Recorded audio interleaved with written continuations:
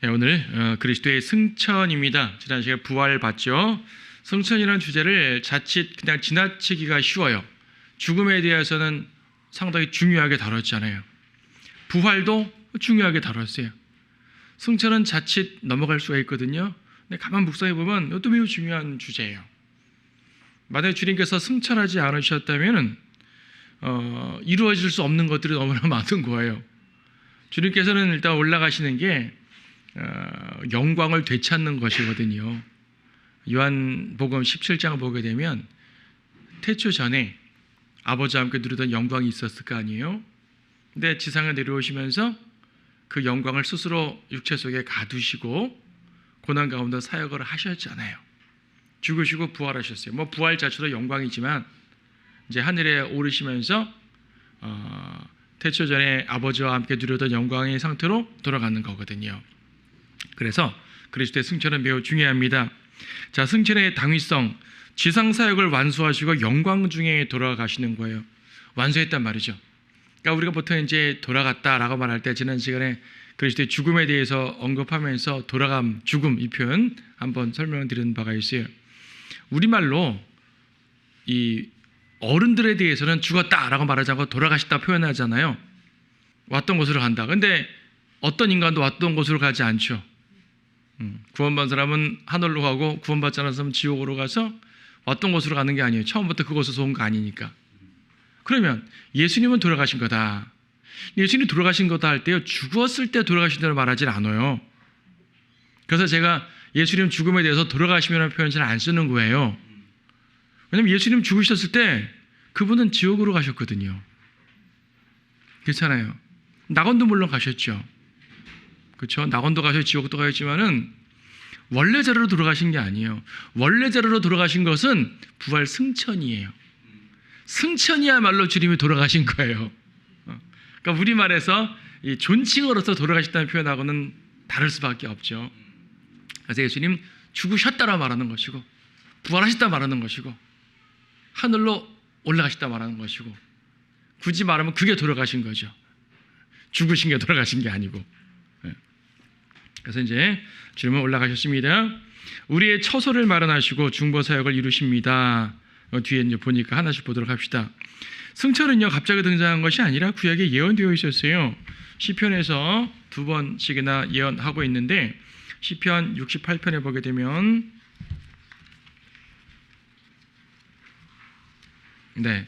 18절에서 주께서 높은 곳으로 오르시고 주께서 사로잡힌 자들을 사로잡아 가셨으며 이것이 이제 에베소서 4장 8절에서 이 구절을 약간 변형시켜서 인용하고 있는데 어쨌든 주께서 높은 곳으로 오르셨다. 이제 시편이나 이사야 같은 예언서에서는요 미래 사건을 과거형으로 말해요. 지금 오르시고 가셨으며 과거형이죠. 근데 예언이에요. 미래예요. 이런 거 많습니다. 구약에 보게 되면 특히 시편에서 많아요. 시편은 시적인 표현상 과거형으로 쓰는데 사실은 미래예요. 그래서 예언적인 언어는 과거형으로 쓰이기도 해요. 많은 것들이 그렇습니다. 왜 그러냐면요. 하나님 안에서는 미래도 과거가 되잖아요. 무슨 말입니까? 인간이 어떤 예고했다 칩시다. 내일 모레 이런 일이 있을 거야. 예고했어요. 그대로 된다는 법이 없죠. 안 될 수도 있어요. 지금 뭐 뉴스에서 누가 어떻게 될 거다 예고 막 하잖아요. 서로 다른 예고를 하고 있어요. 누가 받을지 모르겠어요. 근데 성경이 한 예고는 이루어져요. 100%. 그래서 그건 예고라고 안 하고 예언이라고 그러는 거죠. 예언. 그래서 주님의 예언은 100% 이루어지기 때문에 구약 예언은 100% 이루어지기 때문에 과거형으로도 쓰는 거예요. 주님 안에서 과거와 미래는 연결됩니다. 주님께서 이루시기 때문에. 어쨌든 과거형으로 쓰게 됐지만 그건 미래에 대한 예언입니다. 승천, 높은 곳으로 오르신다는 말은 승천에 대한 예언이고요. 110편에도 승천에 대한 예언이 있는데 주께서 내 주께 말씀하시기를 내가 네 원수들을 네 발판으로 삼을 때까지 너는 나의 오른편에 앉아 있으라.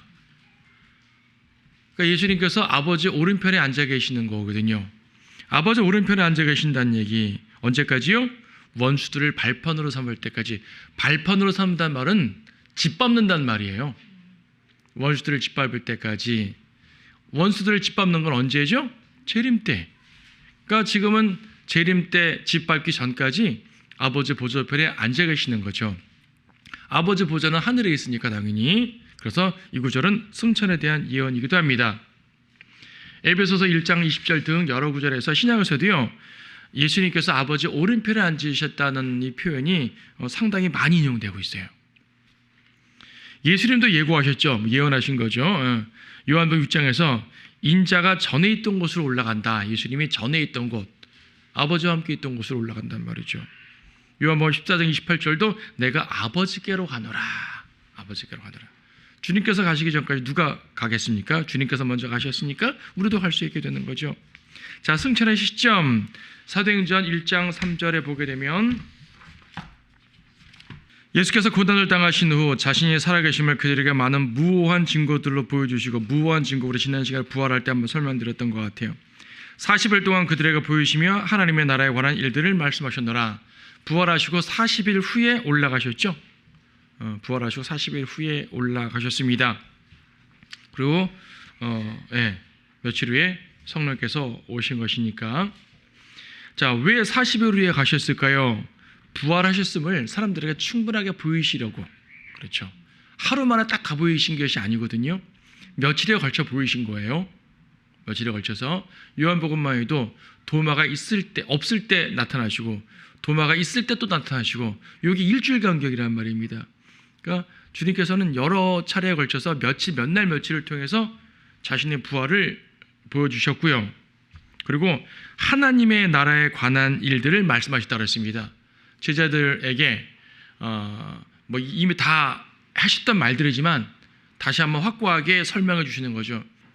자, 주님께서 하나님의 나라에 대한 일들을 더 확고하게 가르쳐 주셨습니다. 승천의 모습, 우리 사도행전 1장 보고 있는데 1장 9절에 보게 되면은 주께서 이런 일들을 말씀하신 후에 그들이 보는 데서 위로 들려 올라가시니 구름이 그들의 시야에서 주를 가르더라. 말씀하시고 올라가시다 그랬어요. 그들이 보는 데서. 공개적인 거예요. 공개적인 승천입니다. 이 예수님의 부활에 대해서는 사복음서가 모두 강조하는데 예수님의 승천에 대해서는요, 마가 누가복음에만 나와요. 마태 요한에서는 승천에 대한 말이 안 나와요. 마가복음도 한 줄 나와요. 그냥 간단하게 그들이 보면서 올라가셨다. 근데 누가복음과 사도행전은 좀 자세하게 나와요. 이 누가라는 기자가 승천까지 자세하게 썼어요. 왜냐하면 누가라는 기자는 누가복음 후속타가 사도행전이기 때문에 사도행전을 쭉 연결하잖아요. 그래서 사도행전은 주님의 부활 승천과 연관된 내용, 그것부터 시작되기 때문에 일단 자세히 다룹니다. 그래서 누가복음 24장 마지막에도 승천에 대한 말씀들이 나오는데, 그렇죠? 네. 누가복음 24장 50절에서 주께서 그들을 베다니까지 데리고 나가시어 두 손을 들고 그들에게 축복하시더라. 두 손을 들고 축복하셨어요. 영은 두 손 들 수 없죠. 육체란 얘기예요. 두 손을 들고 축복하시고 주께서 그들에게 축복하실 때 그들에게서 떠나 하늘로 올라가시다 그랬죠. 다시 말해서 주님은 공개적으로 올라가신 것이고요, 영이 아닌 육체 상태로 올라가신 거예요. 그래서 여러분도 휴거될 때 영으로 가는 것이 아니라, 혼이로 가는 것이 아니라 몸으로 가는 거예요. 여러분이 죽으면은 혼이 가죠. 혼이 가는 걸 승천이라 말하지 않아요. 혼이 가는 걸 휴거라고 말하지 않아요. 혼이 올라가는 걸 부활이라 말하지 않아요. 그렇죠? 이건 우리가 죽으면은 육체는 땅에 묻히고 혼은 위로 올라가서 주님 품에 안식을 취하는 상태인 것이고요.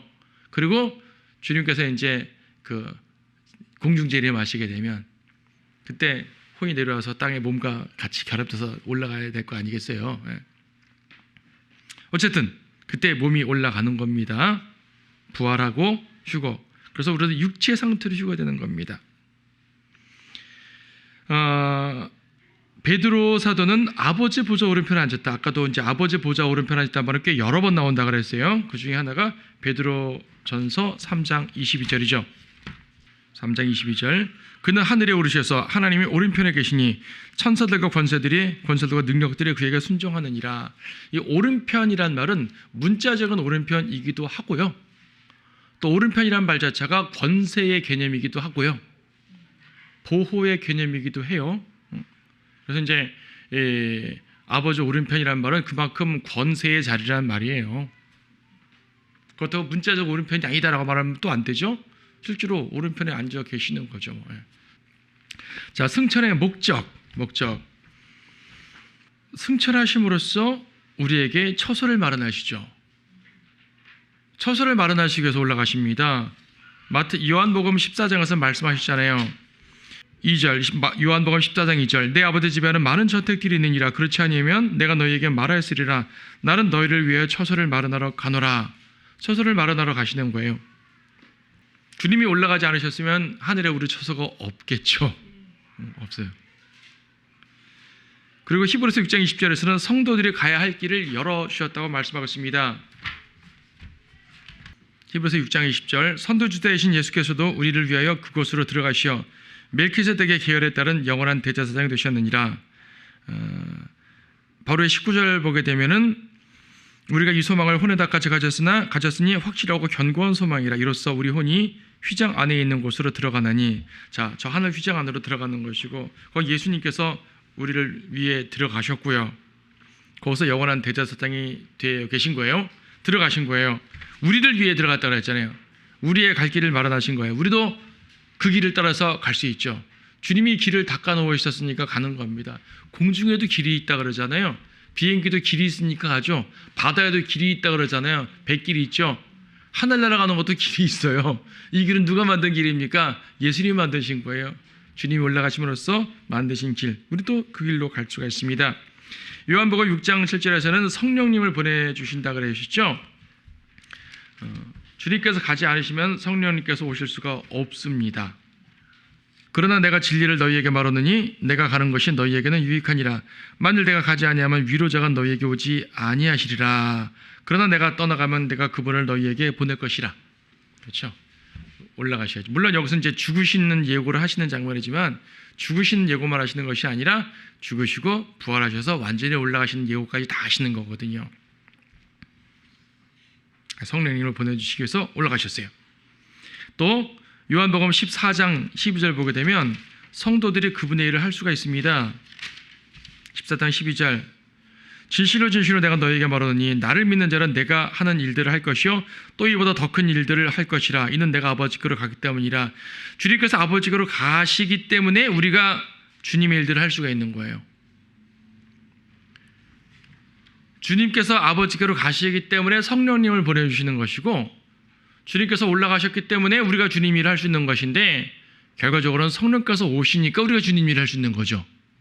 성령께서 오시지 않고 우리가 주님 일을 하게 되면 그냥 억지로 하는 거예요. 좀 하다 말죠. 난관에 부딪히면 멈추게 되죠. 성령께서 계시니까 해나가는 거예요. 내 힘이 아니라 주님의 힘으로 하는 것이죠. 사도행전 5장에서는 통치자와 구주가 되게 하셨다. 이분을 하나님께서 오른손으로 높이셔서 통치자와 구주가 되게 하셨으니 이는 이스라엘의 회개와 제사함을 주시기 위함이라. 통치자와 구주, 통치자란 말은 왕이란 말이잖아요. 왕과 구세주가 되게 하셨다. 그러니까 주님께서 재림하셔서 왕이 되는 것은 실제적인 이 땅의 통치를 말하기 때문에 재림하셔야지 이 땅의 왕이 되시는 거예요. 하지만 주님께서 승천하심으로 통치자와 구주가 되게 하셨다. 왕과 구주가 되게 하셨다. 이미 그분은 왕이신 거예요. 하나님 나라의 왕이죠. 이미 영적 왕이 되신 거예요. 우리의 왕이시잖아요. 그렇죠? 자, 주님께서는 왕과 구주가 되시는 겁니다. 히브리서 6장에서는 대제사장 사역을 하기 위해서 올라가신 거예요. 히브리서 6장 20절. 아까 읽었던 구절 같은데요. 예. 선두주자이신 예수께서도 우리를 위해 그곳으로 들어가시어 멜키세덱의 계열에 따른 영원한 대제사장이 되셨느니라. 그곳에 들어가시어 대제사장이 되신 거죠. 물론 이 말 오해하면 안 돼요. 우리가 다음 과에 보겠지만 주님의 중보 사역 자체는 이미 십자가에서 이루신 거예요. 이미 십자가에서 죽으셨을 때 제물이자 동시에 대제사장이셨어요. 대제사장 사역은 이미 시작하셨어요. 여기서 말한 것은 하늘에서 성도를 위해 중보하시는 그 대제사장 사역을 말씀하시는 것입니다. 어쨌든 주님께서 성도들을 중보하시기 위해서 올라가신 거예요. 로마서 8장 34절은 같은 개념으로 말씀하고 있는데, 누가 정죄하리요? 죽었다가 다시 살아나신 분은 그리스도라. 그분은 또한 하나님의 오른편에 계셔서 우리를 위해 중보하시느니라. 오른편이라는 자리는 권좌이기도 하지만 또한 중보자의 자리이기도 한 거예요. 중보자. 그 오른편에 앉으셨단 말을 성경에 여러 번 하셨다 그랬죠? 예. 그 중에 하나가 베드로전서였고 그 중에 하나가 로마서였어요. 베드로전서에서는 이 위엄 있는 자리, 천사들과 정사와 권수도 복종한다고 말을 했습니다. 그러니까 통치자라는 권세의 자리의 개념이라고 설명했다면, 로마서에서는 중보자의 자리라는 개념으로 설명하고 있어요. 하나님의 오른편은 오른편인데 그 자리가 바로 그런 자리입니다. 자, 하여튼 주님께서는 이러이러한 목적으로 승천을 꼭 하셔야 됐어요. 자, 승천의 결과, 목적과도 비슷한 말일 수 있지만 에베소서 4장 8절 말씀 보게 되면 아까 시편 68편을 인용해서 하는 말이기는 하지만은 에베소서 4장 8절에서 그러므로 말씀하시기를 그가 위로 올라가실 때 사로잡힌 자를 사로잡아 갖고 사람들한테 은사들을 주셨도다. 은사들을 주셨대요. 선물을 주신 거죠. 주님께서는 성령님을 보내주셔서 다양한 은사들을 주시고 선물들을 주셨습니다. 주님께서 올라가셨기 때문에 성도들에게 이런 것들을 할 수 있도록 하신 겁니다. 또한 히브리서 1장 3절에서는요, 우리의 죄사함 사역이 완성된 것을 확증해 주시는 거라고 설명합니다. 무슨 말인고 하니 히브리서 1장 3절에서 그는 하나님의 영광의 광채시며 그분의 인격의 정확한 형상이시고 그의 능력의 말씀으로 만물을 붙들고 계시며 친히 우리의 죄들을 정결케 하시고 죄 용서, 높은 곳에 계신 위엄 있는 분의 오른편에 앉으셨으니, 지금 승천과 죄 용서를 연결해서 설명하고 있죠. 자, 이런 거예요. 우리가 죽음, 부활, 승천을 쫙 한 연결된 개념으로 봐보세요. 그분의 죽은 십자가로서, 죽음으로써 우리의 죄를 용서하셨어요. 죄 용서는 십자가에서 완성됩니다. 그럼 부활은 뭐라 그랬죠? 만약 주님이 부활하지 못하면은 죄 용서가 의미 없게 되잖아요. 죄 용서할 수 있는 분이 아닌 게 되잖아요. 그래서 부활하심으로써 죄 용서하시는 것을 능력으로 증명한 거, 확증하신 거예요. 승천하심으로써 그 모든 것들을 더 한 번 더 확증하신 거죠. 왜 죄 용서라는 주님의 구속사역의 완성에 이 승천이 필요하냐 하면 이런 겁니다. 주님께서 하늘로 올라가시게 되는 것은요, 하늘의 지성소죠. 구약의 성막에 보게 되면 뜰, 성소, 지성소 들어갔어요. 휘장을 건너서 지성소에 들어가는데 대제사장이 1년에 한 번 피를 갖고 들어간다 그러죠. 여기 히브리서 9장 10장 말씀이에요. 자, 주님께서는 한 번 성소에 올라가심으로써, 히브리서 9장 12절, 한 번 그곳으로 올라가심으로써 우리의 모든 죄를 단번에 속죄했다고 말씀하고 있거든요. 자, 구약에는 아버지께 나가는 길이 열리지 않았기 때문에 계속 동물 제사를 드려야 됐어요. 신약에서는 예수님이 제물이고 제사장이잖아요. 예수님이 자신의 몸을 제물로 드림으로써 아버지께 가는 길을 트셨죠. 휘장을 찢어졌단 말입니다. 하늘로 향할 수가 있게 됐고요. 우리도 아버지께 갈 수가 있어요. 구약에는 속죄가 완성되지 않았기 때문에 계속 제물을 드려야 됐던 거예요. 말하자면 신약엔 속죄가 완성됐으니까 제물을 더 이상 드릴 필요가 없죠. 근데 속죄가 완성되었음을 선포한 게 승천이에요. 히브리서 9장 12절에서 염소와 송아지의 피로 아니하고 오직 자신의 피로 한 번 성소에 들어가셔서 우리를 위하여 영원한 구속을 이루셨느니라. 성소에 들어가셔서 우리의 영원한 구속을 이루셨대요. 구약 대제사장도 피를 가지고 지성소에 들어감으로써 그 당시에 일시적이나마 그 당시의 구속을 이룬 거 아니에요. 구속은 피로써 보좌 앞에 나아가야 가능한 겁니다. 예수님께서도 승천하실 때 아버지 보좌께로 올라간 거잖아요.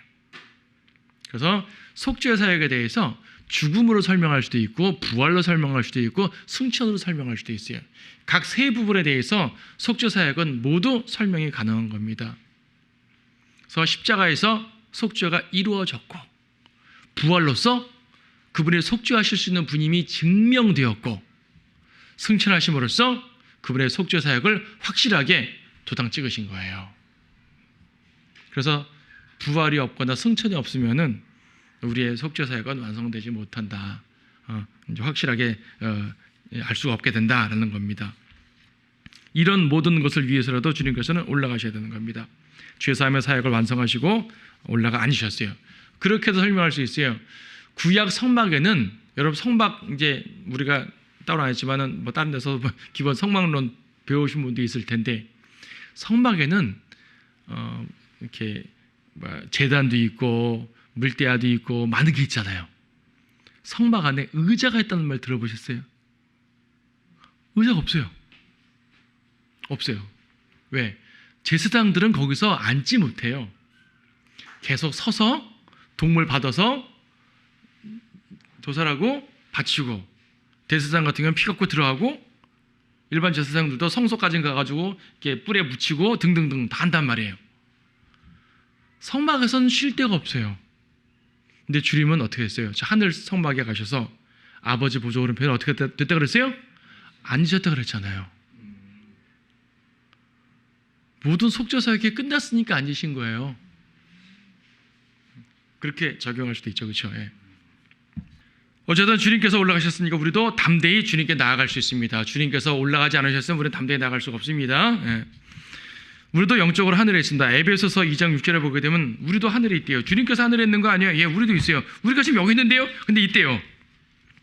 에베소서 2장 몇 절이에요? 예, 6절 말씀에서 5절부터 죄들 가운데 죽었던 우리를 그리스도와 함께 살리셨으니 너희가 은혜로 구원을 받은 것이니라. 또 함께 일으키사 그리스도 예수 안에서 천상에 함께 앉히셨으니, 앉히셨다 그랬어요. 이미 우리는 하늘에 앉혀 있어요. 우리의 영적 위치가 저기란 얘기예요. 우리는 여기에 있지만 우리의 영적 위치는 저것입니다.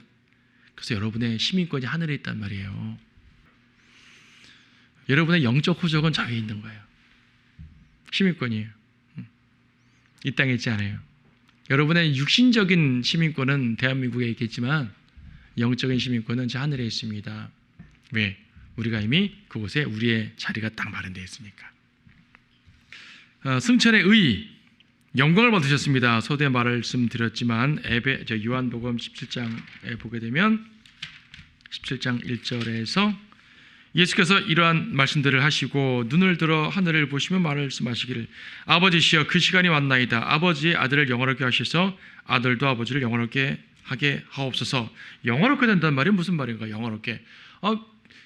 죽음도 일종의 영광 아닙니까? 십자가도 영광 아닙니까? 부활도 영광 아닙니까? 예, 그것도 영광할 수 있죠. 하지만 여기서 영원하게 된다는 말은 아버지께 올라간다는 개념이거든요. 왜냐하면 17장 5절에서 오 아버지시여 세상이 있기 전에 내가 아버지와 함께 갖고 있던 그 영광으로 이제 나를 아버지와 함께 영원하게 하여 주옵소서. 이건 십자가 사건을 말하는 영적인 표현이 아니잖아요. 부활을 말하는 표현이 아니네요. 이건 승천을 말하는 표현이죠. 하늘에 올라갔을 때를 말하는 겁니다. 그래서 17장 1절에서 아직 죽으시기 전이고 죽으심을 예고하는 문맥임에도 불구하고 시간이 되었습니다. 아들을 영원하게 하옵소서라는 말은 죽음과 부활과 승천 한꺼번에 말하는 말이거든요. 하늘에 올라가서 영광을 받으십니다. 승천은 하늘의 대관식입니다. 아까도 말한 것처럼 통치자와 구주가 되게 하신다는, 왕과 구주가 되게 하신다는 사도행전 5장 말씀도 있지만은 베드로전서 3장 21절에서는 천상의 존재들 말입니다. 천사들, 정사들, 권세들이 복종합니다. 예수님께. 왕이셔요. 모든 영적 존재들의 왕이십니다. 빌립보서 2장 10절에서는 모든 무릎이 예수의 무릎에 꿇게 된다 그러죠. 아직 그분 앞에 무릎 꿇지 않은 존재들이 아직 많이 있어요. 무수한 인간들이 하나님께 무릎 꿇지 않죠. 하지만 언젠가 꿇게 됩니다. 이제 이 하늘의 대관, 이것은 이 표현 사실 좀 중요해요. 지금 우리는 영적인 적용을 통해서 설명을 하고 있는 것인데 세대주의 거절하는 그 전천년주의 거절하는 무천년주의자들은 주님께서 하늘에서 왕이 되셨다는 말을 통해서 지상에서 왕될 일은 없다라고 말해요. 무천년주의자들은 천년왕국을 인정하지 않거든요.